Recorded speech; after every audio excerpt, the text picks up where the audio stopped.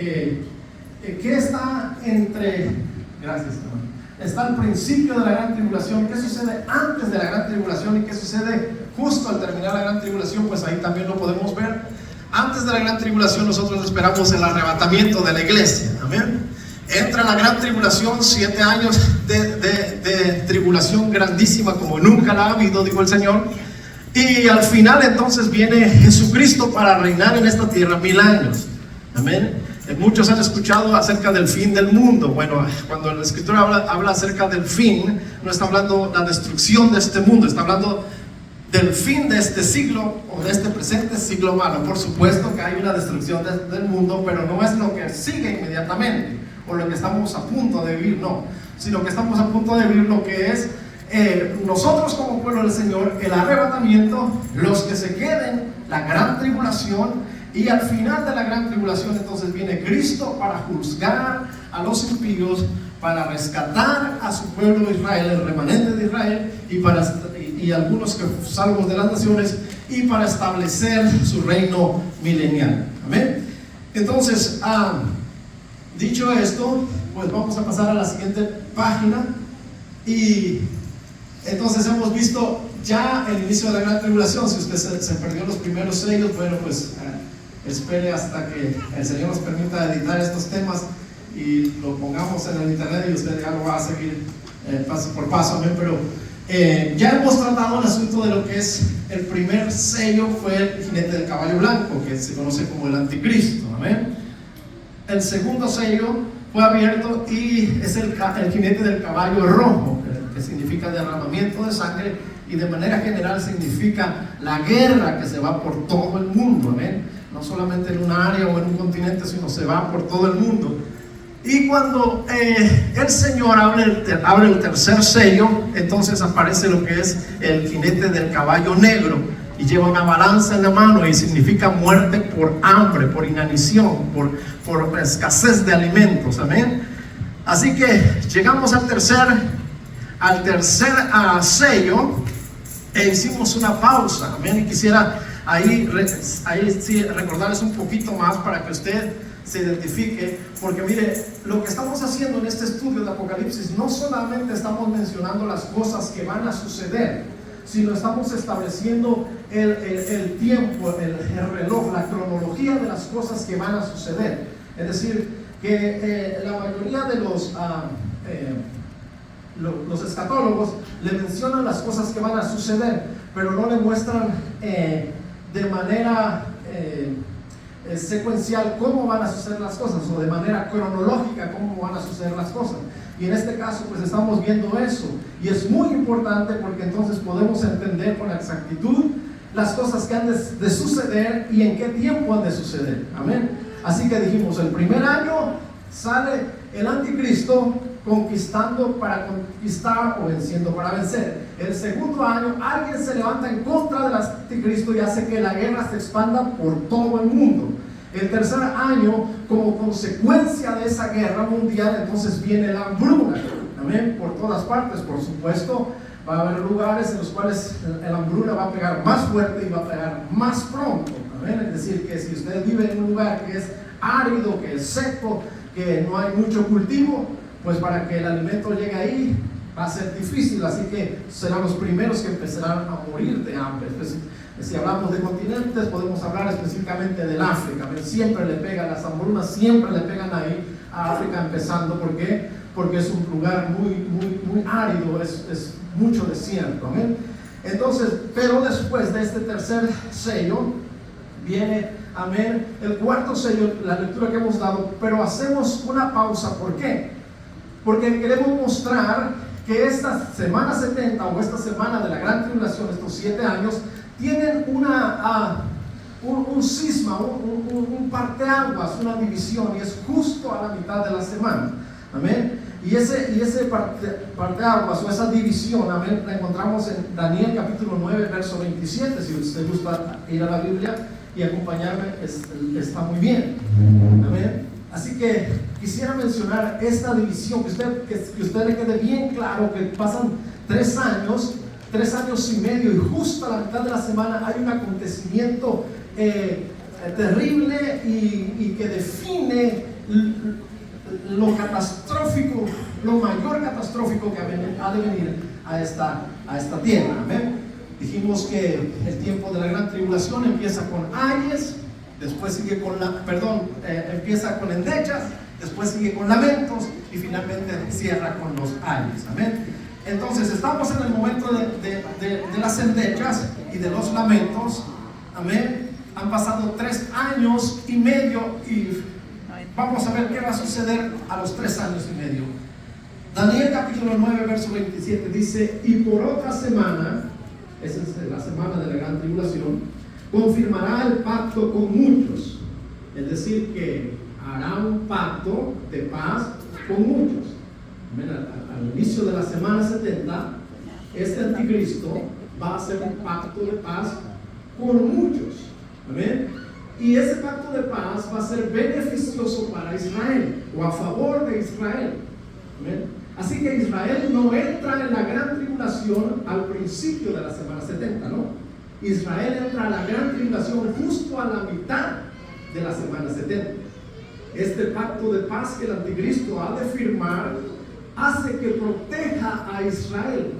Este anticristo va a poner todo su armamento, toda su capacidad bélica para defender a Israel, pero solamente lo va a defender 3 años y medio.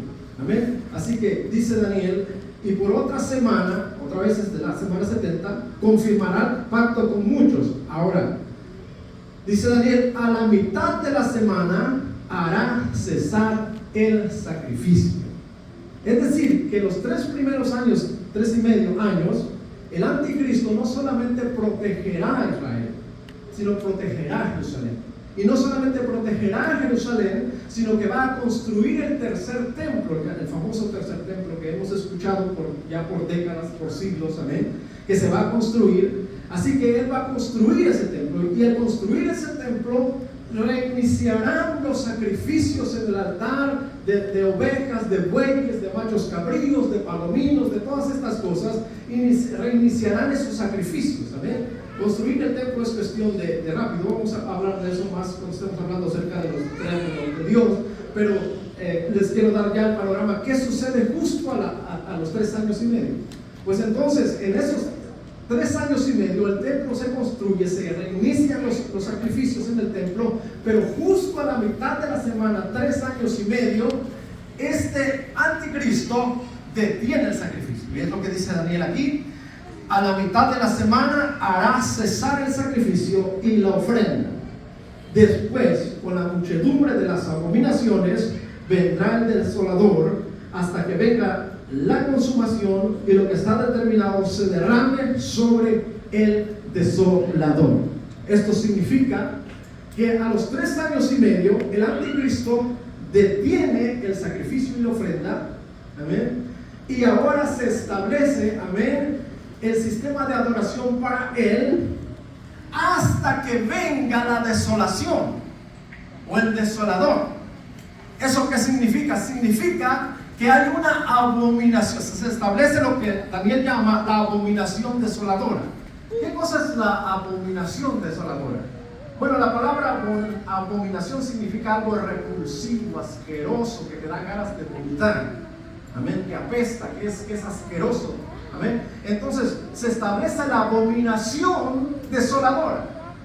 ¿Cómo empieza la abominación desoladora? Bueno, resulta que se va a poner a alguien en el templo. En vez de los sacrificios y de las ofrendas, se va a sentar a alguien en el templo de Dios, que así inicia lo que es abominable para Dios, lo que es repulsivo para Dios, dentro del templo. Amén. Pero no solamente esa abominación se establece en el templo y dentro del templo, sino que también la abominación se corre a la ciudad de Jerusalén. Y la ciudad de Jerusalén, amén, habrá una abominación. La ciudad de Jerusalén, y aquí aprovecho para adelantarles un poquito, deja de esto, recuerden cuando hablemos de los 3 relojes, específicamente de Israel. Pero esta abominación será tan terrible que Apocalipsis capítulo 11, verso 8 nos habla y nos dice que hay 2 testigos que son asesinados y expuestos en la plaza de la gran ciudad. Amén. ¿Y qué significa? ¿Cuál es la gran ciudad? Pues ya el Señor le revela. Juan le dice, de la gran ciudad, la cual en el sentido espiritual es Sodoma y es Egipto, en la cual también nuestro Señor Jesucristo fue crucificado. Entonces, ¿de qué ciudad está hablando? Con estos datos que les di, ¿alguien puede identificar de qué ciudad habla? Amén. Pueden hablar con toda confianza, no lo voy a regañar. Amén. Amén. Está hablando de Jerusalén. Amén. ¿Dónde fue sacrificado nuestro Señor Jesucristo? Jerusalén. Amén. Entonces, ¿por qué dice en sentido espiritual es Sodoma y es Egipto? Si está hablando de la ciudad del rey de Jerusalén. Bueno, está hablando que la abominación se estableció en Jerusalén. ¿Por qué dice de Sodoma? Porque Sodoma representa en el sentido espiritual, Sodoma representa la avaricia y la corrupción sexual o la inmoralidad sexual. Es decir, que Jerusalén se llenará de avariciosos y de una inmoralidad sexual terrible como en Sodoma, en el tiempo de la gran tribulación. Amén. Y eso es asqueroso, es abominable delante de Dios, pero estará en Jerusalén. Así que quiero aprovechar y decirles, mire, para el tiempo de la gran tribulación, si usted está pensando en mudarse, hay 3 ciudades a donde usted no debe ir. Y una de las ciudades a donde usted no debe, si usted se está pensando en quedarse en la gran tribulación, no se le ocurra ir a Jerusalén. Amén. Porque Jerusalén será asolada por el asolador. Nomás lo voy a mencionar algo, vamos a ampliar más adelante. Jerusalén, dice la Escritura, que la mitad de la ciudad será destruida, las mujeres serán violadas, los niños serán aporreados en las paredes, será desolada por el desolador, y solo porque Jesucristo ama esa ciudad, entonces vendrá y la defenderá y será el reinado de Cristo. Pero Jerusalén se convertirá en una ciudad abominable juntamente con el templo en Jerusalén. Así que dijimos, en el sentido espiritual, Sodoma significa la avaricia y la inmoralidad sexual, pero también dice en sentido espiritual a Egipto. Y Egipto en el sentido espiritual lo que significa es, amén, es esclavitud y es idolatría. Amén. Es decir, que cuando nosotros hablamos de que Dios nos sacó de Egipto, tomándolo como figura, estamos diciendo que nos sacó de la esclavitud del pecado y de la idolatría. Amén. Así que en Jerusalén, en el templo, estará la abominación, no solo en el templo, sino en la ciudad, y habrá esclavitud de pecado, habrá idolatría, habrá avaricia y habrá corrupción o inmoralidad sexual. Así estará Jerusalén. Por eso es que Daniel está diciendo, entonces, después, con la muchedumbre de las abominaciones, ahora entendemos por qué dice la muchedumbre de las abominaciones. No es solo que el anticristo se sienta ahí, pero que la ciudad se corrompe. Amén. Después, con la muchedumbre de las abominaciones, vendrá el desolador. Vendrá el desolador, es decir, que el anticristo se levantará contra Jerusalén. Amén. E irá a hacerle guerra a Jerusalén. Amén. ¿Por qué le irá a hacer guerra? Bueno, hay 2 testigos que son puestos por el Señor en el templo y empiezan a defender el templo y empiezan a defender a Jerusalén. Y el anticristo los quiere derrotar y les quiere hacer mal, pero todo el mal que piensa contra ellos se le vuelve hacia él.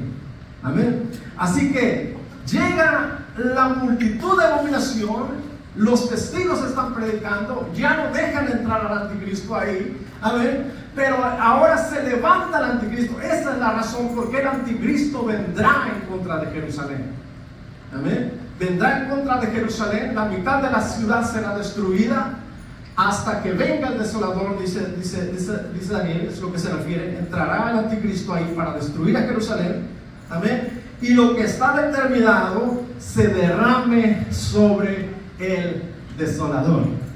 Y eso es cuando él se levante en contra de Jerusalén, en contra del pueblo de Israel, en contra del pueblo de Judá, el remanente que está ahí. Jesucristo vendrá y destruirá al destructor y lo tomará y lo lanzará amén, a aquel lugar llamado el abismo, atado con cadenas. Y el anticristo será lanzado al lago de fuego. Y el falso profeta será lanzado al lago de fuego. Amén. Así que es maravilloso como la Escritura nos va dando los datos cronológicos. Miren, lo maravilloso es lo siguiente, que no lo escribe cronológicamente, pero lo tiene cronológicamente. Es decir, que usted necesita estudiar la palabra de Dios para darse cuenta cómo ya es como una perla escondida en la palabra de Dios. Cómo Dios ya ha determinado los tiempos y los acontecimientos. Así que han pasado 3 años y medio, ahora el anticristo está sentado en el templo, amén, la abominación se ha diseminado por toda Jerusalén y el desolador va a ser destruido, amén. Muy bien, pero lo que quería remarcar es justo a la mitad de la semana cómo va a llegar la abominación y qué es lo que va a suceder. Y en lo que es, qué es lo que va a suceder, si gusta acompañarme ahí en Tesalonicenses, segunda de Tesalonicenses, San Pablo nos dice con toda claridad lo que va a suceder. Daniel nos da el dato muy general, pero Tesalonicenses sí nos explica lo que va a suceder. Segunda de Tesalonicenses, amén, capítulo 2, gloria sea el nombre del Señor,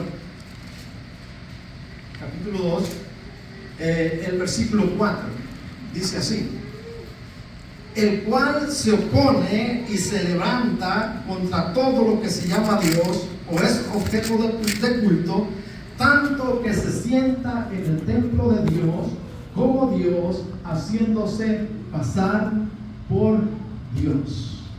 Es decir, que la abominación desoladora que está hablando Daniel está hablando del anticristo. Y el anticristo, el primer ejemplo de anticristo fue Antíoco Epifanes. No voy a hablar acerca de eso, pero es una figura que debo mencionar. Y cuando entró a Jerusalén y entró al templo, él edificó una estatua o una imagen de Zeus, un ídolo ahí. Pero en esta ocasión el anticristo mismo se sentará en el templo, al cual hay que adorar, porque él se sienta como Dios, haciéndose pasar por Dios. Y no cualquier Dios, no Zeus, no cualquier otro Dios, sino como el Dios de los cielos. Amén. Se sienta ahí. Así que ese es el inicio de la abominación desoladora. ¿Cuándo sucede? Justo a la mitad de la semana, justo a los 3 años y medio. Amén. Muy bien. Entonces, después de esto, podemos ver también cómo los judíos entran ahora en la gran tribulación. Y vamos a ir a Mateo capítulo 24. Gloria a Dios. Mateo capítulo 24, del verso 15 al verso 22. Amén. Recuerde que Jerusalén, que Israel, la nación de Israel, está viviendo un tiempo de protección. 3 años y medio el anticristo lo está protegiendo, pero justo a la mitad de la semana, ahora va a llegar la abominación. Y miren lo que nos dice el Señor Jesucristo. Mateo capítulo 24, amén. Le vamos a dar la lectura del verso 15 al verso 22, dice así: por tanto, cuando veáis en el lugar santo, ¿dónde es el lugar santo? El templo de Jerusalén, ¿verdad? La abominación desoladora de que habló el profeta Daniel. ¿Qué le dice esto? Es sencillo. Está diciendo, mire, cuando ustedes vean en Jerusalén, en el templo, en el lugar santo, la abominación desoladora. ¿Quién dijimos que era la abominación desoladora? El anticristo. Cuando ustedes vean al anticristo sentado en el lugar donde no debe sentarse, haciéndose pasar por Dios, diciendo que es Dios, amén, dice el Señor Jesucristo, la cual habló el profeta Daniel, el que lee entienda, dice el verso 16, entonces los que están en Judea huyan a los montes, amén. Y el verso 17, el que esté en la azotea no descienda para tomar algo de su casa, y el que esté en el campo no vuelva atrás para tomar su capa, mas hay de las que estén en cinta y las que críen en aquellos días. Orad pues que vuestra vida no sea en invierno ni en día de reposo, porque habrá entonces gran tribulación, cuando no la ha habido desde el principio del mundo hasta ahora, ni la habrá. Amén.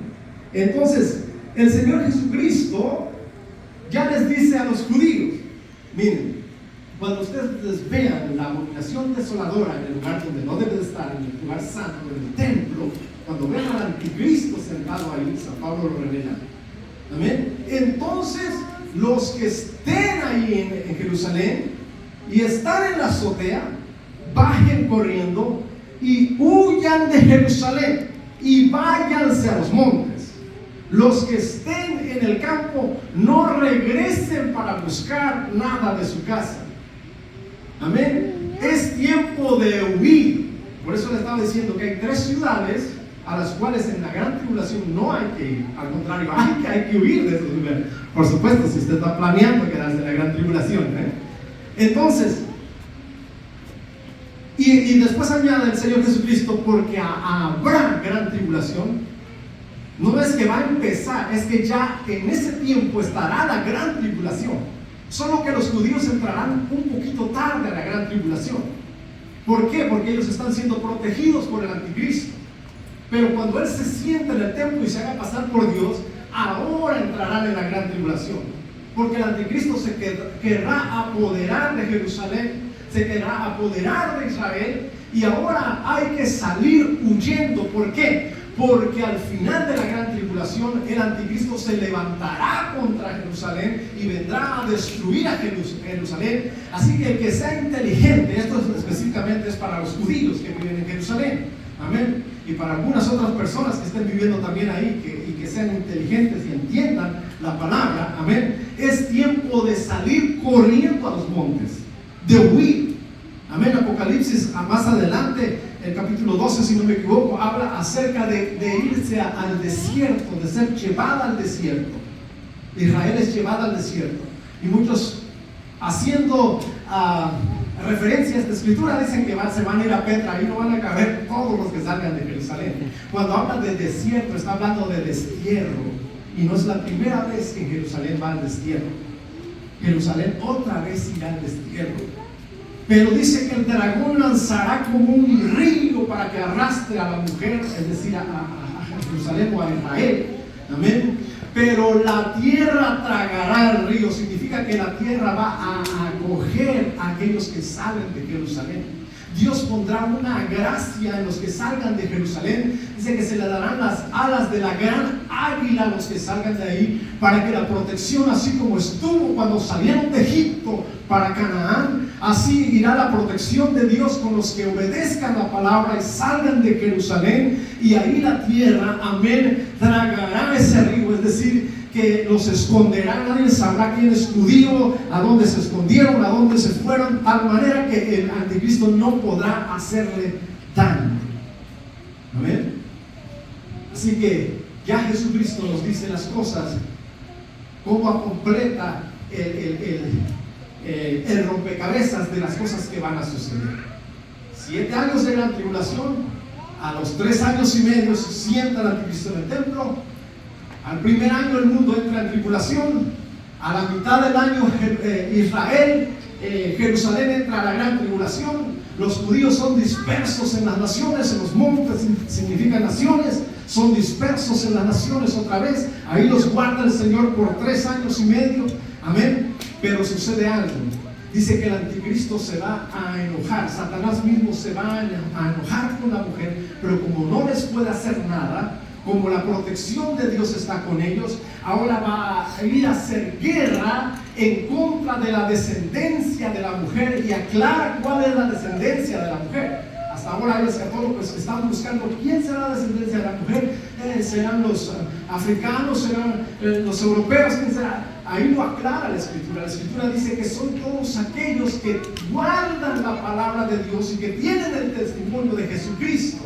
Eso significa que justo en ese momento, cuando el anticristo se sienta como Dios y no puede hacerle nada a los judíos, ahora la manera de cómo dañar a Dios es preguntar a toda persona acerca de su fe.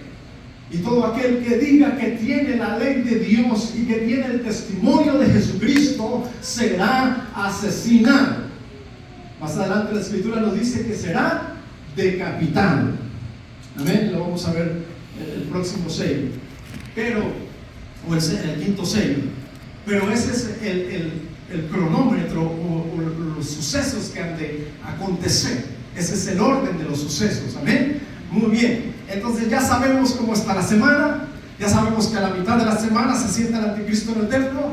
A la mitad de la semana el anticristo inicia la persecución en contra de los judíos.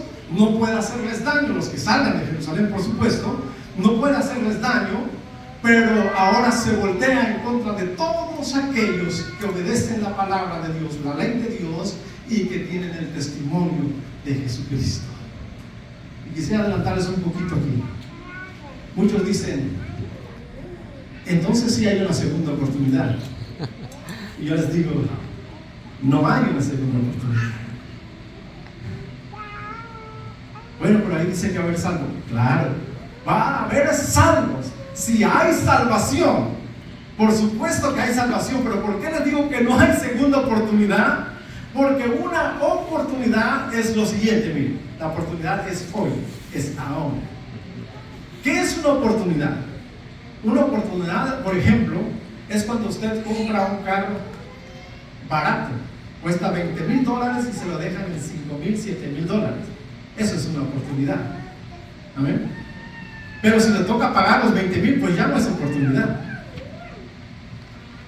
Una oportunidad es si se saca un carro en una rifa y se lo dan entero. Lo único que tiene que pagar es el aceite y la gasolina. ¿Amén? Eso es la oportunidad que nos dio el Señor Jesucristo, el tiempo de gracia ahora. No nos costó nada, nos lo dio regalado. Solo que hay gente tan floja y tan perezosa que ni siquiera le quiere cambiar el aceite, ni le quiere echar gasolina, ni le quiere cambiar las llantas, lo quiere todo gratis. Pero no, Dios nos dio la salvación y hay que darle mantenimiento a esa salvación. Amén. Dios nos dio la santificación y hay que darle mantenimiento a esa santificación. Amén. Entonces, eso es oportunidad. Entonces, ¿por qué yo digo que no es oportunidad? ¿Por qué no es oportunidad? Porque en ese tiempo usted tendrá que pagar lo que vale el carro. ¿Amén? Sí habrá salvación, pero ¿a qué precio? Y no les voy a hablar de eso porque eso está en el quinto sello. ¿Amén? Pero ya les estoy dando la idea que a la mitad de la semana empieza la persecución. ¿Amén? Se sienta el anticristo y ahora sí empieza la persecución. Muy bien. Entonces, vamos a ir pues a la lectura de Apocalipsis capítulo 6. Si puedes pasar la página, Juancito, por favor. Es hasta el cuarto sello. Bien. El cuarto sello, gloria a Dios. Apocalipsis capítulo 6. Gloria al Señor. Gloria a Dios. Aprovecho para pedirle disculpa a Ivancito la vez pasada, la música, ¿verdad? Pero lo que pasa es que tengan piedad de mí, ya estoy quedando viejito, así que cualquier cosa me interrumpe y por favor, no le dije por favor, así que le digo perdón. Muy bien, entonces, pero sí, me confundí un poquito. ¿Amén? Muy bien, entonces Apocalipsis capítulo 6, amén, verso 7. Cuando abrió el cuarto sello, oí la voz del cuarto ser viviente que decía: ven y mira. Amén. Y miré, y he aquí un caballo amarillo, y el que lo montaba tenía por nombre Muerte, y el Hades le seguía. Y le fue dada potestad sobre la cuarta parte de la tierra, para matar con espada, con hambre, con mortandad y con las fieras de la tierra. Así que, hermanos, 3 años y medio pasados, va a seguir el cuarto año. Lo que hace aquí el Señor, cuando abre el cuarto sello, hace un recuento de la destrucción terrible que ha venido a la tierra. ¿Amén? Y el Señor dice la Escritura que cuando abre el cuarto sello, entonces va a ver a un caballo bermejo, un caballo amarillo, un caballo verduzco, amarillento, el color de la muerte, el color, no sé si ustedes han visto, les ha tocado ver una persona que está muriendo con una muerte terrible, espantosa, que ha sido sorprendido, se agarra un color pálido, verdoso, amén. Entonces ese es el color del caballo, del cuarto caballo que sale, que recorre la tierra, amén. Él va a traer muerte, dice que trae muerte y el Hades le seguía. ¿Qué significa que el Hades le seguía? Bueno, les voy a hablar un poquito acerca del Hades. No voy a ir a la Biblia, a las citas bíblicas, porque se nos va el tiempo, pero les voy a hablar qué es el Hades. Muy bien, el Hades es prácticamente, en griego Hades, en hebreo Seol, y ese Hades o Seol es el lugar de los muertos. Se puede tomar desde el punto de vista literal, que cuando la escritura habla acerca del Seol puede estar hablando literalmente de la tumba, ¿amén?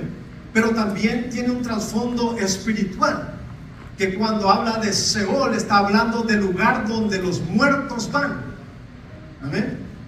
De hecho, antes de Jesucristo, el Seol en hebreo o el Hades en griego estaba dividido. El Seol tenía tres partes. En un lado estaba el seno de Abraham. En el otro lado estaba el infierno. Y en el centro estaba el abismo. Pero cuando Jesucristo murió, dio su vida por nosotros, fue al seno de Abraham, fue al Hades, fue al Seol. Amén. Y ahí es donde muchos se confunden. Ellos piensan que fue al infierno. Él no fue al infierno. No fue al infierno. Él fue al seno de Abraham y llevó y tomó cautiva la cautividad y la llevó al Padre Celestial. ¿Qué significa esto? Que antes de Jesucristo, las almas que morían creyendo en Dios no iban a la presencia de Dios. Ellos descendían a la profundidad de la tierra, a un lugar llamado el seno de Abraham. Amén. No podían entrar hasta allá. ¿Por qué no podían entrar? Porque Dios es un Dios santo, que no hay remisión de pecados, sino es a través de sangre. Y ustedes se acuerdan que Jesús es el Cordero de Dios que quita el pecado del mundo. Así que Jesucristo tuvo que morir por nuestros pecados, pero morir por el seno de Abraham. Y cuando Él murió, fue a las profundidades de la tierra, al seno de Abraham, y tomó cautiva la cautividad. ¿Por qué se le llama cautividad? Porque no podía entrar al cielo. Estaba en ese lugar que era un paraíso, pero que estaba lejos de Dios. Así que va y toma cautiva la cautividad y asciende a los cielos y los lleva al paraíso de Dios. Aleluya. Así que ¿qué sucedió con el Seol y con el Hades? El Seol o el Hades se expandió. Ahora ya no hay seno de Abraham. Ahora el Hades es todo infierno y en el centro el abismo, donde hay espíritus malignos reservados para el día del juicio. Amén. Así que cuando la escritura está diciendo que ese caballo es de muerte y el Hades le seguía, no todos, pero la mayoría de los que mueran ahí, eso es lo que trata de decir la escritura, la mayoría de los que mueran van a ir al infierno. Amén. Miren, ¿por qué les digo que no todos van a ir? ¿Se acuerdan la promesa del Señor Jesucristo? Cuando Pedro le está diciendo, tú eres el Hijo de Dios. Amén. Y el Señor le dice, Pedro, yo te digo que tú eres piedra, y sobre esta roca, esta verdad que estás diciendo, edificaré mi iglesia. Y ni las puertas del Hades, del Seol, prevalecerán contra mi iglesia o contra la iglesia. ¿Qué significa eso? Significa que ni usted ni yo, si morimos en el Señor, ninguno que muera en el Señor va a ir al Hades. Gloria a Dios. No va a tocar las puertas del Hades. No va a ir al seno de Abraham, porque no hay seno ya más de Abraham. Solo hay infierno allá en el Hades. Amén. Así que las puertas del potestades no tienen potestad contra usted o contra mí. No, porque el día que el Señor nos llame, nuestra alma volará a la presencia de Dios. Seremos llevados a la presencia del Señor, amén. Y vamos a ser presentados justos delante de Dios, no por nuestra justicia, no por nuestra sabiduría, no por lo que somos, sino por la sangre preciosa del Cordero que fue presentada en el cielo. Es que nosotros